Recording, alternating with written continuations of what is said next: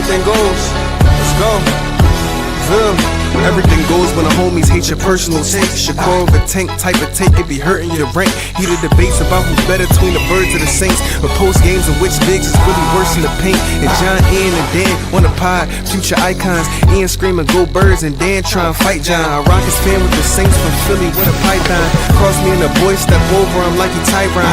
Eagle season end with a bowl and nobody sober. Let the Saints be the chance and Dan on bourbon and Nola. Everything goes. Place your bets with us, take the over. Philly niggas wanna see how raid that we gon' make October. At game time, it's game time. Need your picks and can clutch it. Gave my ticket to John, brought me back with a bucket. CP3 on the assist and Kawhi be getting his touches. But I'm watching Bron cooking my ticket and I'm like, fuck it. Let Ian tell it. He gon' say that Bron is the GOAT. Coming back from 3-1 and barely had him a coach. MJ don't got these records, so we laughing the most. And I watched it with my own eyes, so now I'm back in the host. I get my locks from Dan and lock it in on fantasy picks. #1 in every league, they can't stand me with this. I'm fleecing the league with every trade, I dismantle it quick. Wave a wire, watching the pod to help me handle the shit. Legendary status, keep watching, we gon' reach that. But reach too far, my rocket shooting, and I gotta teach that. Fill the gap with a hit stick. Think I don't see that Hall of Fame vision switching from B-Dog to the T-Mac. On your wrist, John Dane time, and everything froze. Errol Spence washed up then, and everyone knows you can't see. I see 3 when comparing to those, cause every podcast can't handle when everything goes.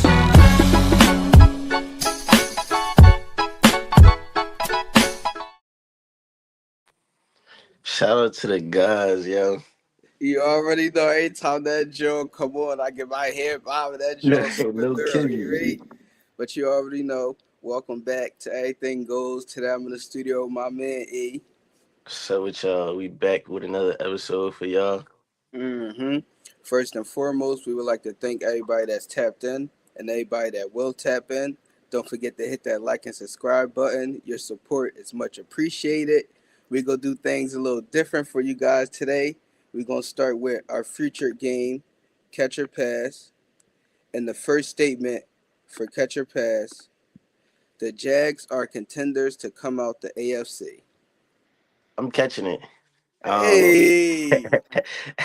I'm still not a Trevor Lawrence fan, but I'm a football fan, and I gotta be realistic. And right now, they playing good football. Their offense is clicking, and their defense is good enough to make big plays when you need big plays. They got a great defensive lineman in Hines Allen, and then they got other quality defensive pieces at each level where they get away with the style of football that they're playing with right now. I think that Trevor Lawrence has been playing solid football, like I said, and I think they go as far as he go. If he looks like a $55 million quarterback, then they got a shot. They just beat who I consider to be the best team in AFC last week, and it was in convincing fashion. It really wasn't close most of the game, and they led with their offense. And I think that right now in the AFC, with the teams that you look at that are good, they're good because of their defenses. So if you can put up points on those defenses, then you got a shot. And they got some key wins this year. They got wins against the Texans, which was earlier in the season, but Texans, Chargers, Broncos, and 49ers. That's all playoff teams with 10 or more wins right now. And so even though they got some losses that might also stand out a little bit as well, I think them catching their steam and getting rolling at the end of the season is upwards for them to be actual contenders going into the playoffs. And so for me, I'm gonna make this nice and easy. I'm also catching this. I'm actually surprised that you catching this train, but I'm happy that you catching this train with me today. And so I'm gonna just build off of something that you already pointed out. Trevor Lawrence, like you mentioned, he been playing like a $55 million quarterback. Even though I still think he got to continue to prove and earn that money, definitely going into the postseason. But over his last 4 games, he's played his best football since college. He's got 12 touchdowns, 0 turnovers, and he's averaging 270 passing yards. And they're 4-0. And like you mentioned, they just beat the Broncos last week in convention fashion.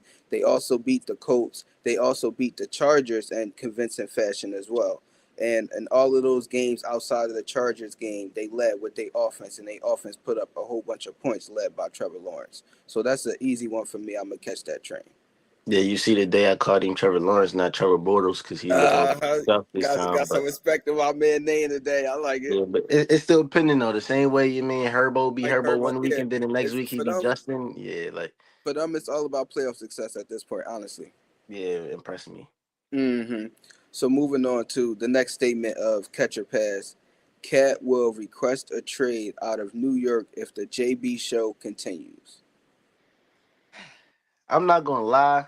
Uh huh. I was leaning into the question. I was definitely gonna catch. Now I'm kind of in the middle because I feel Hmm. like the narrative and kind of what we view it as versus what's really happening is two different things. So I think Hmm. right now the narrative is Cat is Robin or Cat is, number two behind JB. His Hmm. henchman, like he is in JB's shadow. That's the narrative. The reality is Cat is still getting his 15, 16 shots a game that if you look at the last 3, 4 years, even going back to his years in Minnesota when he was at times clearly the Hmm. one, or even when he was deferring to Ant, he was getting 15, 16 shots a game. So I think that right now is on a bigger stage because even though Ant is big time, Minnesota is still Minnesota versus now Exactly. being in Madison Square Garden, being in a Big Apple, so it's more eyes on him and it looks more glaring when we watch Hmm. JB score 47 and Cat got 2 points on 5 shots. Hmm. But it's also, the very next game he went and got 40. Granted, JB didn't play. But I No, think he Cat got is him. more involved in the system and the offense than we think. And I even think on Christmas, which it doesn't show this in a box score, which I think is weird, but I'm pretty sure because I was watching the game. I'm pretty sure Cat started the game on the bench. And Hmm. some people might look at it like that's crazy to have this talent come off the bench, but we already were talking about how loaded the Knicks were offensively before Cat became a part of the equation. So now to Hmm. join Cat and you got a guy that's gonna, he's gonna need a high volume, a high clip of shots, and his role, like him coming off the bench and still dominating minutes, I don't necessarily disagree with that. I'm gonna Hmm. say if the Knicks don't advance to the finals this year, like I think that if they get eliminated before the Eastern Conference Finals, or if Hmm. they get it to the Eastern Conference Finals and they lose in 6 or less games, then Cat will probably win out because I think that he'll see, like even though he just got to New York, I think that we can see at this point in time, like whether or not New York is getting better with this core, Exactly. and if y'all can't get over the hump with what y'all got right now, then Cat or JB has to move. I mean, like y'all not Hmm. getting any better by keeping them here and trading away the rest of, y'all key contributors. So right now, in the meantime, like this season, I'll pass on Hmm. Cat requesting a trade. Cause I think right now the JB show's still contributing to wins. But I think that if they don't win something and he don't get to reap the benefits of playing that sidekick kind of role, then Cat would definitely begin to be frustrated and egg his departure from New York. Hmm. So right now, Ian, me and you, honestly, we on one accord. I literally got the same exact answer, word for word. I'm passing on this John, and then looking at it, I looked at the same thing you looked at: his shot attempts in Minnesota versus his shot attempts in New York. It's damn near the same, and not even that. His shot attempts last year was higher than it's ever been in his last 4 seasons. That's including the 2 seasons in Minnesota. So the shot attempts is there. They're the 2 seed. So JB dominating the ball is producing wins. And right now they are the 2 seed to Detroit. Detroit got them about 3 games. But Detroit, even if they do finish with the 1 seed, come playoff time, 9 times out of 10, the New York Knicks are going to be the favorite to come out the East. If the East stay the way it is right now, which I think it will. I don't see nobody coming back from injury and really making a big impact. So as it Right. stands right now, we on the same page. I'm passing on it, but it definitely depends on postseason success. How far do the Knicks go? If they lose in the first or second round, it's an issue. If they lose in the Eastern Conference Finals, but it's a close series, like you said, it go 7 games. I won't even be mad if it goes 6 games, but that 6 game is hard for like damn they're about to push a game 7. But Right. if y'all get to the Eastern Conference Final and y'all get swept or y'all get gentlemen swept, that's the issue. So yeah, we on the same page for that one. So moving on to the last statement for a catcher pass. Michael Penix is still the future in Atlanta.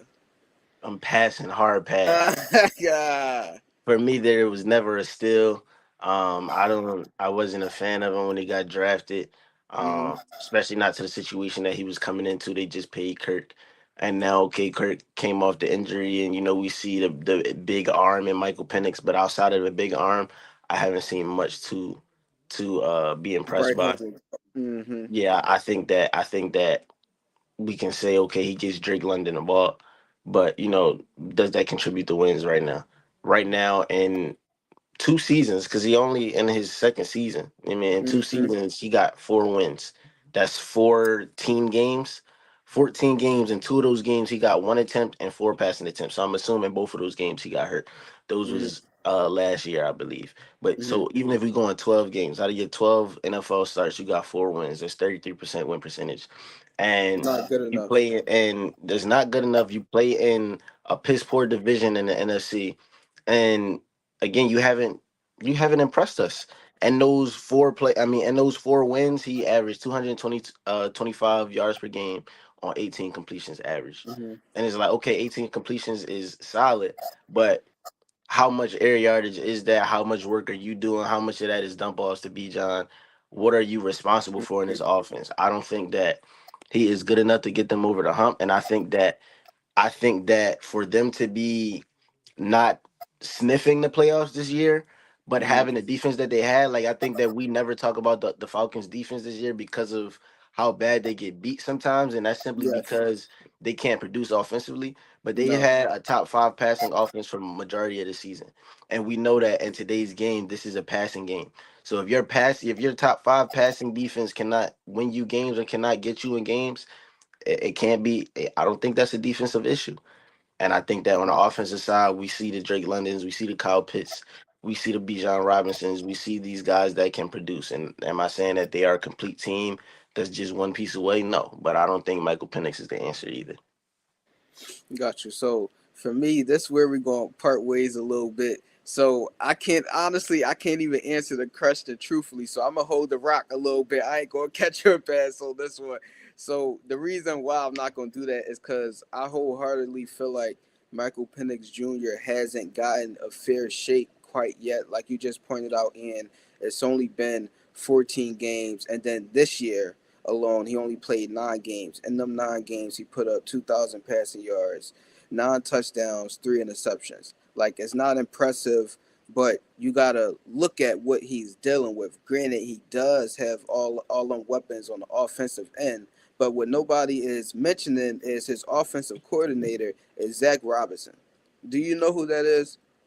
I don't know who that is. Zach Robinson, this is his first time being not a head coach, an offensive coordinator in the NFL. He was just previously a player drafted in 2010, not that long ago. He don't have that much coaching experience in the NFL. We're talking about a guy that's been promoted from being a QB coach for 3 years, and now all of a sudden he's the first time of offensive coordinator and control of a Bijan Robinson, a Drake London, a Kyle Pitts, and a rookie to second year quarterback and Michael Penix Jr. He don't really know what to do with all of that, honestly. So I don't think Michael Penix has gotten a fair shake. So I do feel like he will start the year going into next season, and then depending how he performed next season, then I can say I'll make a fair assessment because I do feel like the Atlanta Falcons is going to make some changes in their front office this offseason. They've been real quiet this season. They haven't put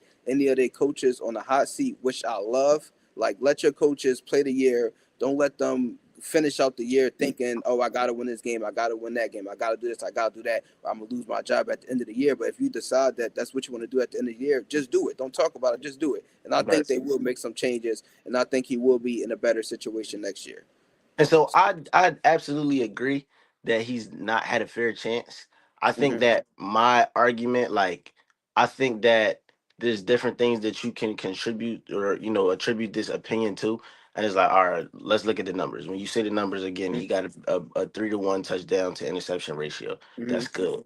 In terms of 9 games, 2,000 yards, that's solid. Okay, he's not necessarily losing y'all games, but Mm-hmm. then and when you look at again how many yards per game he's averaging in the games that he's won, okay, how much is he contributing to a win?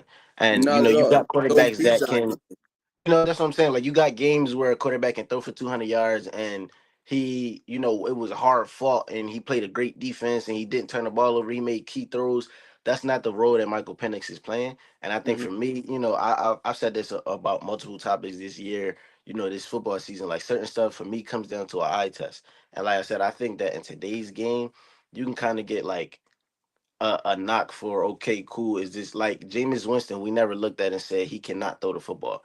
We say Mm-hmm. he is stupid. He makes terrible decisions. He turned the Mm-hmm. ball over. He's careless with the football. But then we've watched him make throws that you look and say, "Wow, he's good at football." Like we Yes. understand how he made it to the league. I haven't seen Michael Penix make plays like that. I might see stat lines that look like, okay, he threw for 400 yards and 3 touchdowns.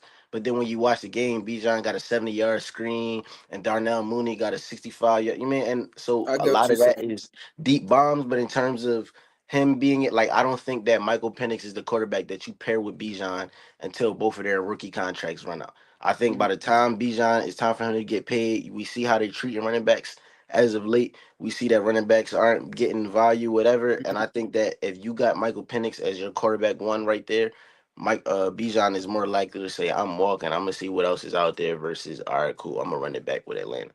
Gotcha. So the only thing I'm gonna say about that before we move off of this, I definitely believe that Atlanta will re-sign Bijan and give him whatever he wants. Like I feel like he's already shown them enough in these 2.5 years that they're going to want to re-sign him when it's time for him to get paid. And because he is a rookie, he don't have the option to walk. They if he don't want to sign that original contract, they can just franchise tag him. And I think they just did the redid the new NFLPA, the Players Association. They Yeah, redid the rules, so it's only one franchise tag opposed to two, but they would still have him for an extra year, even if he did want to leave. So I don't think that's a problem. Like I said, just give Michael Penix Jr. Just extra year and see how he do. So yeah, heard you. moving on to the breaking news for today. It's a lot of breaking news. It's too much going on. It's been a lot of craziness starting in the NBA. Draymond Green left a game this week after a disagreement with Coach Steve Kerr, in which Draymond Green allegedly said "F you" to Coach Steve Kerr. And also in that same disagreement, it was also alleged that Draymond suggested that he will come off the bench if that's what Coach Kerr wanted. How you feel about that, A? I don't care about the coming out the bench thing. That's a personnel and a role for the team and X, Y, and Z. I think that was a Mm-hmm. slightly separate conversation. But Draymond leaving the game, I think is Mm-hmm. unacceptable. Um, I think that the origin of the problem also makes it 10 times worse for me. I think that the context to that situation is Draymond was upset. I don't even think it was his call. I think somebody else got fouled and he was angry. Mm-hmm. He going at the ref, called a foul. He stick with it, caught a foul, caught a foul, caught a foul, and the ref ended up calling the tech on him. They trying to hold him back almost with his teammates trying to hold him Yeah, back. He just keep doing getting too yeah, like much. he doing Draymond stuff. Like this is who he is, and it's certain players that you accept that role that they are that leader, that Mm-hmm. motor on the team. They're gonna get at the other team like a Dylan Brooks, or they're gonna get with the ref like a Chris Paul, or like a Mm-hmm. Bron. Draymond does both. That's one. And then two, as levels to it. It's okay. Not okay, but like if we're gonna accept that from anybody, we expect it when it's at the other team, we'll accept it when it's at a referee. When you Mm-hmm. bring that back to our team, to our circle, to our family, to our huddle, you talking to No. the coach like that. And it wasn't a situation where like it was like, "All right, are you gonna let me coach you, or do you do you continue to have something to say?" And he continued to have something to say, so it was like, "All right, like go ahead. If I can't coach you, go ahead." And he Yeah. left. That's piss poor leadership. And you supposed to be, again, you supposed to be the vet. You're supposed to be the leader. You're supposed to be the heart and soul of this team.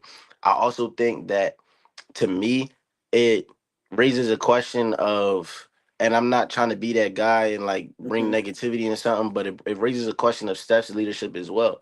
Because dating back to the 2016 finals, Draymond's immaturity or Draymond's in game antics and stuff like that has cost y'all games, championships, seeding, stuff like that. And I Everything. understand that, like I understand that he has also contributed to those 4 wins as well. But it's certain aspects where it can't be, oh, that's just Draymond, or we letting Dre be Dre.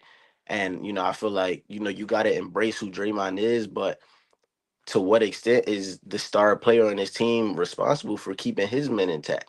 Like how can you not get Draymond to understand how important he is to your team and to what you guys have going on? Why can't you keep Draymond on the floor?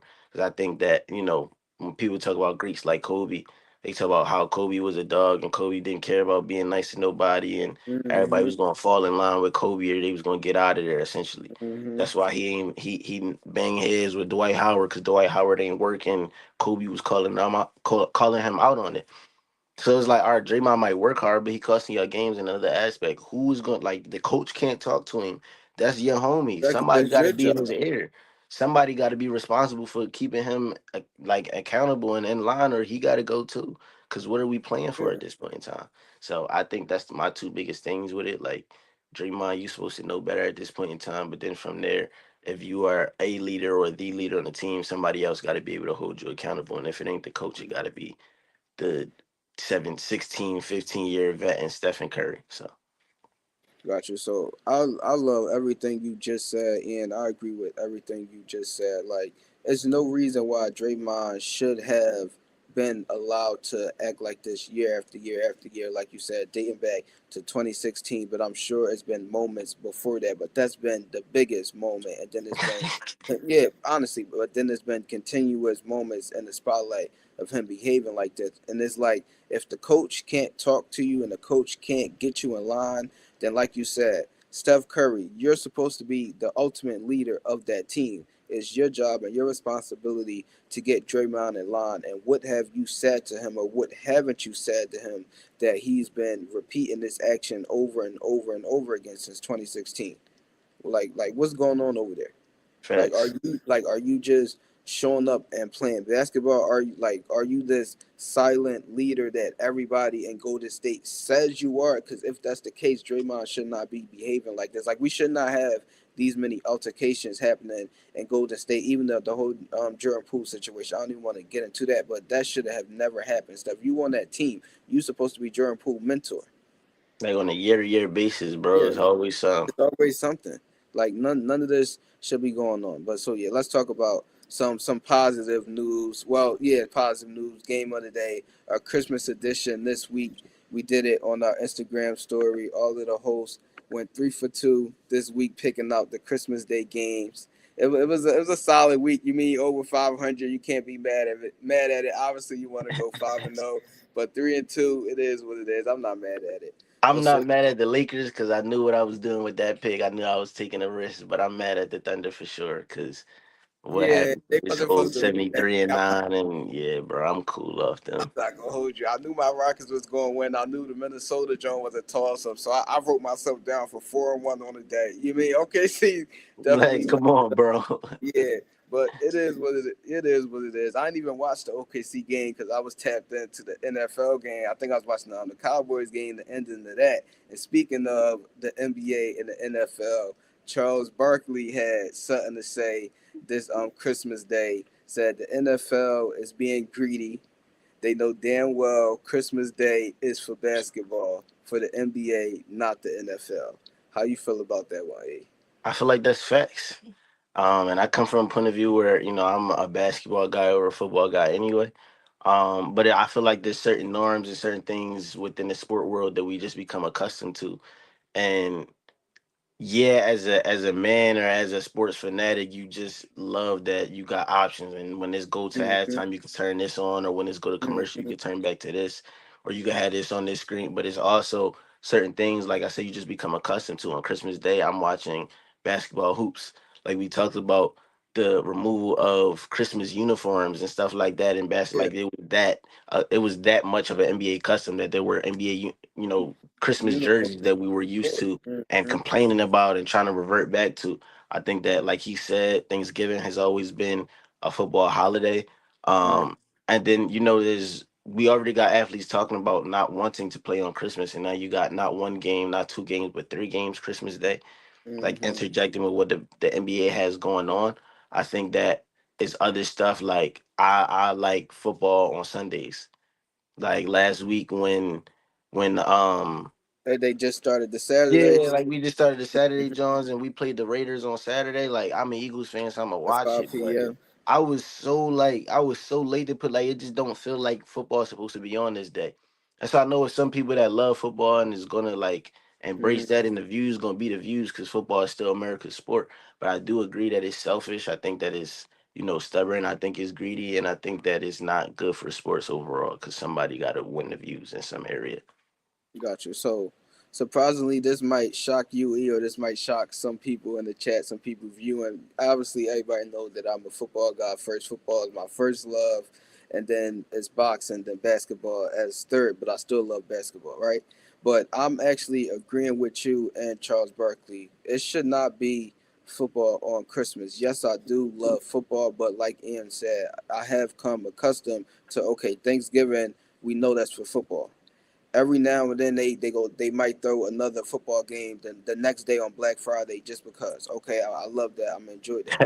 But yeah, when Christmas come around, I know Christmas Day, I'm sitting down, I'm watching basketball. I'm watching Bron. I'm watching Melo. I'm watching Tim Duncan. I'm watching Oh, Harden. I'm watching Steph. I'm watching the superstars be the superstars on Christmas Day. And it is corny that the NFL this year definitely decided to interrupt it, and I didn't like it, but I was definitely, me being an NFL fan, I was definitely forced to watch it. Like, I'm just not gonna watch football when football is on. So I definitely did start with the Knicks game, and then soon as the Knicks game went off, I started watching the Cowboys game, and then I was flipping between that and OKC. Once I seen OKC was fumbling the pill, then I just finished out the Dallas game, and so yeah, I was flipping back and forth between football and basketball. Oh, we got my man John in the chat. Hold on, what do you say? NBA Christmas over NFL Christmas. Tell them give it up. Stop being greedy pigs. Word to Chuck.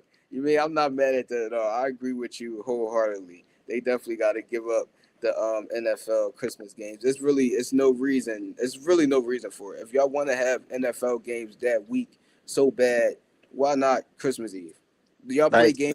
Like you y'all feel really me? do play games whenever y'all want to. Every now and then it's a game on Friday. Now y'all got games on Saturday. This Saturday thing just became a day. There has not been games played on Saturday unless it was a playoff game until 2 years Right, ago. Now all of a right, sudden y'all want to throw Saturdays in the mix. But right. so it And when is. it's a playoff Yeah, game, you got two games. Like, and exactly. Two they Saturdays, had times on two the day Sundays. where it's You nothing know else, what and it you sitting waiting for football. exactly. You feel You me? know what it Like they could finesse this year and say, "Oh yeah, Christmas Day was on a Thursday." So, but no, bro. Again, like yeah. this is not a football. It's a Y'all Christmas did holiday. y'all did Like, not come have to on, have bro. a Come on, full bro. slate.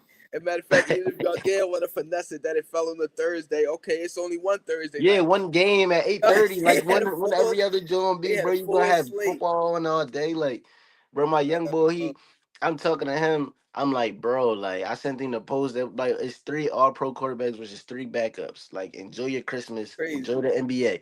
I sent him Exactly. that joint. He like, yeah, bro, I got fantasy football championship, bro. I got to tap in. I'm like, all right, I respect it. I can't relate, so I'm not mad Yeah. at you. But like, bro, he texted me in the middle of the day talking about. Yeah, bro. I tried to watch the NBA. I just couldn't, bro. I'm back. And he was watching the Chiefs almost beat the Broncos, bro. Like, I could not believe that. Like, there's no way. Like, this is what's taking views from the NBA. Like, no way, Yes, bro. and like that's crazy. But speaking of the NFL, before we get into some more breaking news, I just gotta show this off. My little Eagle football. You mean my daughter got me this for Christmas? She said, Daddy, I know you love football, but this all they had because she know I'm not an Eagle fan. But she made sure I got a football. So yeah, I'm excited about that. But so Shout moving out, on, Lay. you mean so moving on to some more breaking news in the NFL. No, it does not get any better. So I'm gonna slide this to the side for this one because DK Metcalf has been suspended 2 games, which is essentially the rest of the season. Even he will be able to play the first week of playoffs because I'm pretty sure they're going to make the playoffs. They haven't solidified the spot, but they will this coming week as long as they don't lose out and something foolishness happen. But outside of that, DK Metcalf suspended 2 games after punching a fan mid game. Because of that, he has forfeited all guaranteed money, which was 40 mil left on his contract by avoiding a conduct clause that he agreed to. He agreed to the conduct clause, and the reason why is because he's known for this type of behavior. So how you feel about it, Ian? Um, I got mixed feelings, bro, because I feel like you said, this he's one of those guys that have become known for these type of outbursts or things Mm-hmm. where your character, you throwing tantrums and stuff like that. So just being a man that got a reputation for being a piss poor character, I'm never in support of. Mm-hmm. But what was allegedly said or put on the table by the fan, I think that that has to be addressed as well. And we've seen situations before where fans have gotten out of line, and the players have been who have been reprimanded But then days later, it comes out reported what the fan did, and the fan gets banned for whatever. And so I think that these leagues in general, not just the NFL, but leagues in general, got to do a better job of policing, the fans that are courtside or next to the field and stuff like that. Mm-hmm. And having security be there, but also having them be tapped into what's going on. So it's one thing to stand there and make sure that nobody can come past you or nobody jumping over the barricade. But for DK to walk past you, again, I'm not saying he can't walk past you because he's an NFL, he's the celebrity, Mm-hmm. whatever. He might be going to give them a pair of gloves. But Yeah, if you like were you don't know. tapped into Like what was going on, right? If you you was wouldn't listening know. to this conversation, you know that he going back there on bad timing. You leave DK where he's at because you protect your NFL, brand, and then you Mm-hmm. also protect the fans and your reputation. But because they not tapped in, it ends up in a situation like this where you got a fan who is allegedly saying something, a racial slur and disrespecting DK's mom allegedly, and then Mm-hmm. on the other end of stuff, you got DK who is being the asshole that we've seen him to be thus far. So it's two wrongs and two wrongs to make it right. Um, DK deserved the suspension. Hopefully, he stay in the lab because, like you said, I do expect him to make the playoffs at this point, Mm-hmm. especially with Lamar not playing tonight. But Mm-hmm. it's just a sad, not a sad story, but an unfortunate story all over. Unfortunate, yeah. So I'm a disagree with your first point just a little. Not even disagree. I'm gonna shed a different light to your first point, but I want to talk about your second point because I didn't even think about it in that aspect. But I definitely do agree with that. That security do need to be more tapped in because if DK is saying that is what was said and he was able to hear it. If you was tapped in, you're closer to the fan. You should have been able to hear it. Therefore, you should have been in the middle of it preventing the situation from happening, just like you explained. So I agree with that wholeheartedly. NFL need to do a better job with their security team, their security department. Like, yes, we don't expect you to stand there and just watch the crowd the whole entire time. You at a football game, everybody loves football. You going to watch a couple plays. It is like we're gonna be honest about it. It is what it is. But you always gotta have your ear listening out for what's going on. Right, If a player is walking past you, you need to know why, what the player is going to do, unless it's on like I just scored a touchdown or I just got right, in this they run right. type. Yeah, okay, you can't control that. That's spontaneous, et cetera, et cetera.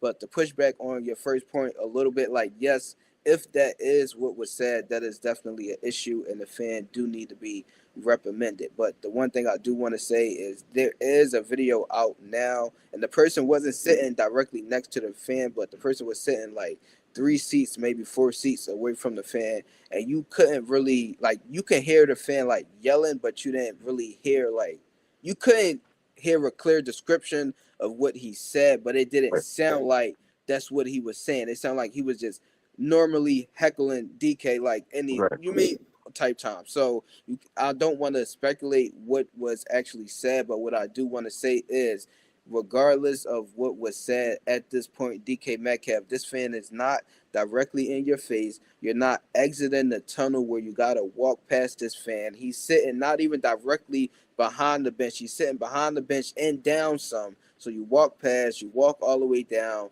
you go up there, you do what you do. At that point, I feel as though if you was that upset and irritated about the situation, if you had all the energy to do all that walking, you could have easily walked to security and had security remove that fan.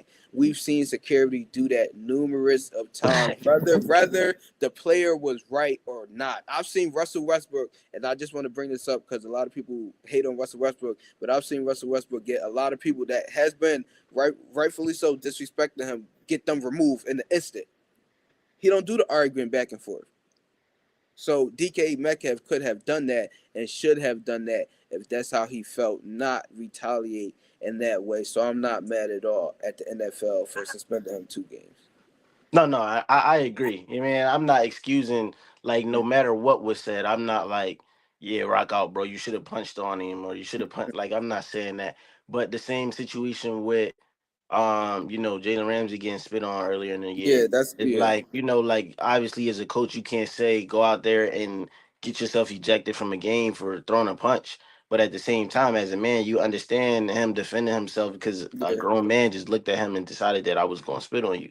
And so in this situation, like with DK, I also heard another speculation that I think the fan was saying what he said, and he said I just said his full name. Like I said, what Yeah, DK so stands for, and he got angry. And angry. it's Yeah, like but I can understand the fan be, I mean, a player being mad as well over something small like that too. mhm, And just feeling like I have no power over you, so this is what I'm doing and lashing out. But like you said, mhm, like regardless, DK's actions aren't acceptable. But I do think like in certain situations, the leagues can do just a better job of overall protecting their players. gotcha. So sticking with the NFL and they division mate right now, we got to talk about our NFL topic for today. What's going on with the Baltimore Ravens? It's been some reports that came out this week about Lamar Jackson and Coach Harbaugh, but I'm gonna first start with the Lamar Jackson reports. There's reports that Lamar Jackson is supposedly lazy.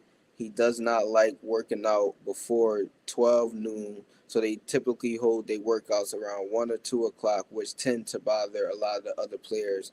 There's also reports that he's a crybaby and like you can't really give him positive feedback or constructive criticism because he'll shut down and then he'll pout and then you just won't be able to get anything done the rest of the day because he just won't want to participate. Like it's been reports that you basically gotta pamper Lamar and tell him, he the best to ever do it in order to get results out of him. And then even then still it's reports that he's not working as hard as he can and should in the off season. They also said that what he on his Kyler Murray time, he's staying up late playing video games and so yeah, they said a lot about Lamar. So how you feel about that first before we talk about the Harbaugh situation?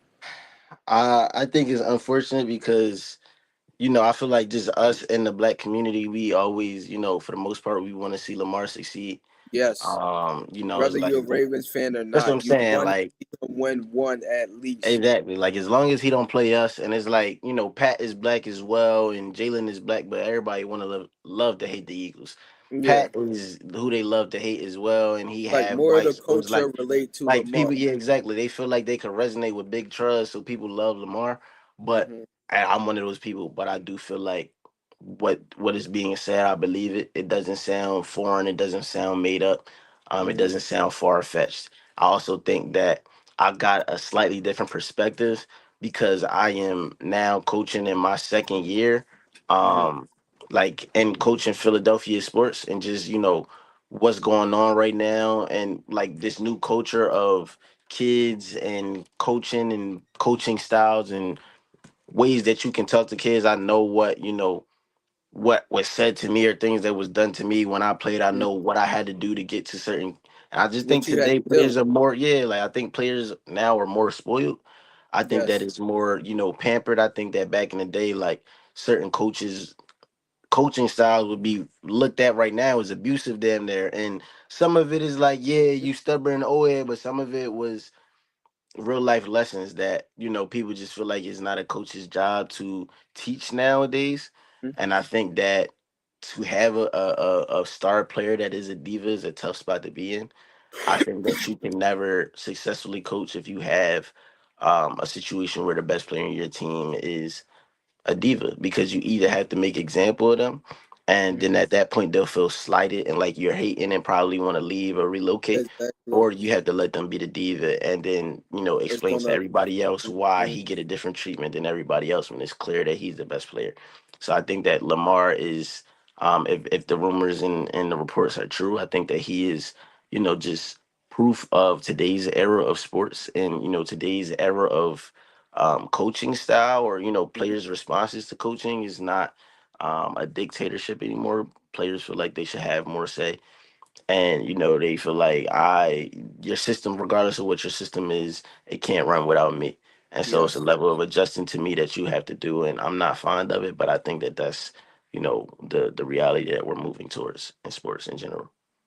Gotcha. So I agree with everything you just said, and I just want to spend my time right now, if the reports are true, just talking about Lamar. Because if the reports are true, I'm definitely disappointed in Lamar right now because we're expecting a lot out of him, and it's like every time he come up short in the postseason, you'll find more than half of the public making excuses for him, and it's like okay, we can't keep doing that if this is what's going on behind the scenes, because this just tells me you don't want it bad enough. You don't want to win as much as a Patrick Mahomes want to win. You don't want to win as much as Jalen Hurts wanted to win last year. He was locked in, and you don't seem to be that locked in. You locked in the years you won MVP, and then come postseason, what happened? Like that week y'all had off, you wasn't, were you not training how you were supposed to be and on the video games? What's up? Like what is going on? Because I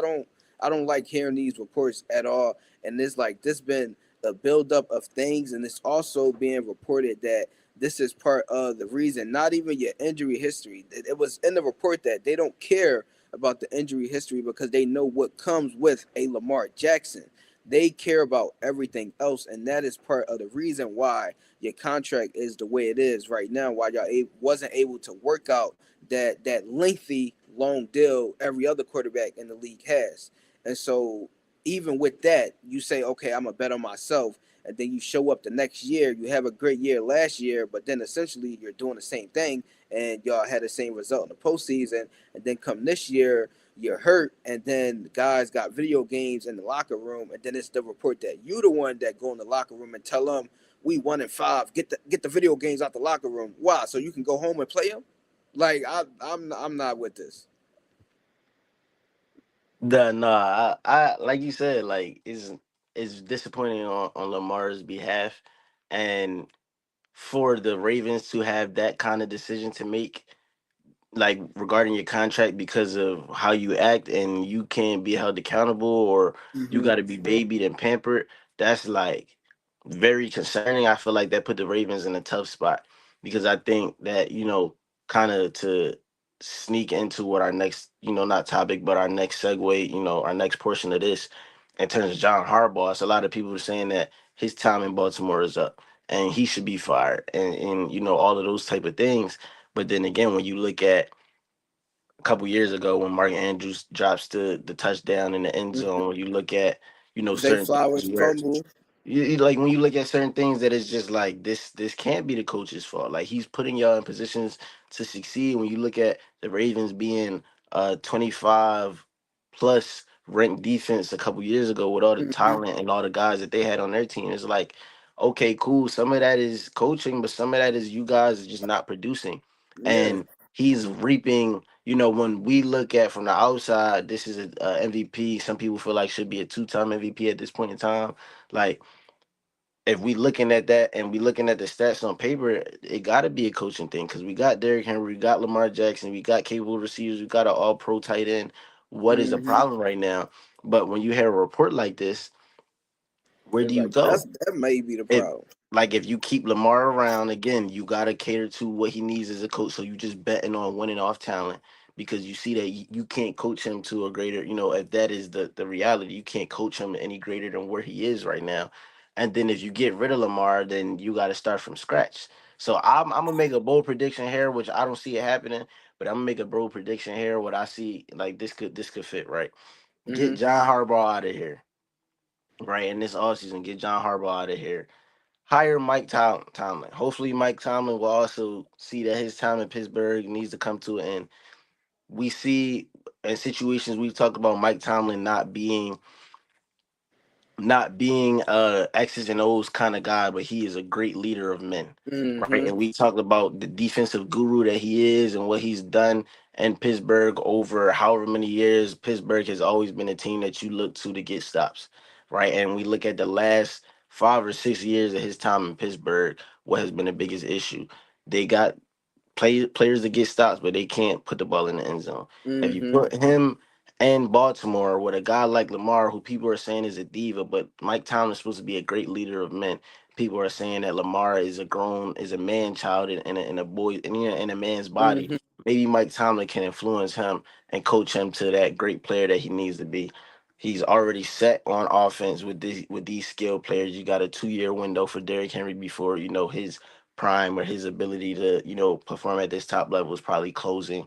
And then on defense, you still got big name guys. You got the Roquan Swifts, you got the Kyle Hamiltons, you got these guys on defense that can Mm-hmm. produce. Maybe Mike Tomlin can turn that around. If Mike Tomlin can't turn that around, then it is not a coaching error. You just lost John Harbaugh, but now you see that it's a Lamar Jackson thing, and we just can't get over the hump with him. But I don't think that Lamar deserves. If this is the reality that he is a diva, I don't think he deserves more than a 2 or 3 year window to prove to us that you are worth the hassle. You got to Exactly. show us that you worth the hassle. Like an MVP is not enough. I look at that the same way I look at Joel Embiid. You Mm-hmm. injury prone. You got a personal accolade, and you 2-5 or 2-6 in the playoffs. And what have you gotten to? Exactly. What have you done for me? So, but that's my Exactly. bold prediction. Get Mike Tomlin in there, see if he could turn it around, and if not, then Lamar got to go.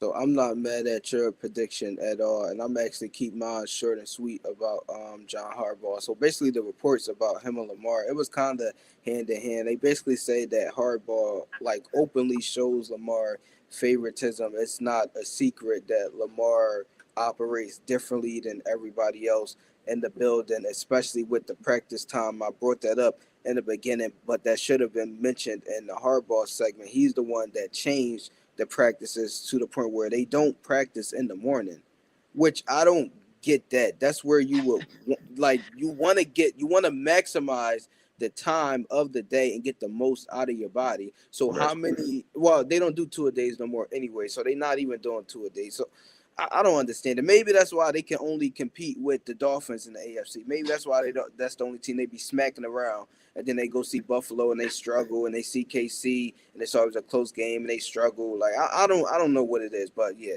John Harbaugh he's openly changing practice times for Lamar Jackson, and then they also said the way he speaks about Lamar when he give his post game conferences and everything. They pointed out that he never ever criticizes Lamar or says anything negative about Lamar. Every now and then you'll hear him criticize like somebody else, or he might call out a specific player that messed up a play, but won't try to throw them under the bus. But never once, when speaking about Lamar in public, do he down talk Lamar. And they basically saying that's in association with the fact that if you say anything like bad about Lamar, it's going to irritate him and he's going to shut down. So the push is basically that Hardball is feeding into all of this, but now it's to a point where he's getting frustrated, he's getting fed up, he's getting tired of it, and he either wants Lamar to change his ways or he want Lamar gone because he don't see himself leaving Baltimore. right, because I feel like in that situation, what is being relayed is that John Harbaugh is a player's coach, Mm-hmm. and it's okay to be a player's coach, but you got to work with me. And so it Mm-hmm. gets to a point where, again, if what we are trying to do right now, what we're trying to instill is not working, my job is to lead you differently. Your Mm-hmm. job is to play football, but my job is to make these decisions is where I stand. And whatever we're doing right now is not working. If I can't criticize you, if I can't hold you accountable, if I can't make adjustments based off what I see going wrong, then Mm. how can we grow from where we are? And where we are right now, excuse my language, is fucking losers. I Yes. mean, so everything that you just said is 100% right, and you are responsible, for Lamar being here. But we also seen situations where the Ravens have went for it on fourth down, and that was a Lamar Jackson call. And John Harbaugh was, you mean like he's putting his reputation on the On line the line. for sake of you playing football and allowing you to be an You. MVP caliber kind of, make those kind of tough decisions, have saying those things. When you got that kind of coach that's going to go to bat for you like that and allow you to be you, you got to allow him to do his job as well. And again, that's where it's some disappointment from Lamar or for Lamar from me on that note. But outside of that, they not in a terrible position, but they got to figure it out. You Yes. know, somebody gotta buckle up and put their big boy pants on and decided they want to win football games, or they wasted the last 6 or 7 years. Agreed. This definitely need to be figured out in the off season. You cannot go into next year with this same recipe and think you're going to get a different formula. Like you can't keep wasting years. At all. Derrick Henry is getting older. We That just talked offensive about the line, quarterbacks here being the yes, deepest ever. Like, yes, the quarterbacks are getting better. Other teams are getting better. Your team is getting older. Get it together. But on that note, I think we can wrap it up there. If we don't got anything else to say, We appreciate everybody that tapped into it tonight. Make sure y'all go catch us on Instagram at Everything X Goes. Check out the stories. We got a new play dropping for y'all tomorrow, new parlay, you mean, for Sunday football. And we'll see y'all then. Yes, sir. Get paid. Tap in with your FanDuel Christmas gift Mhm. cards.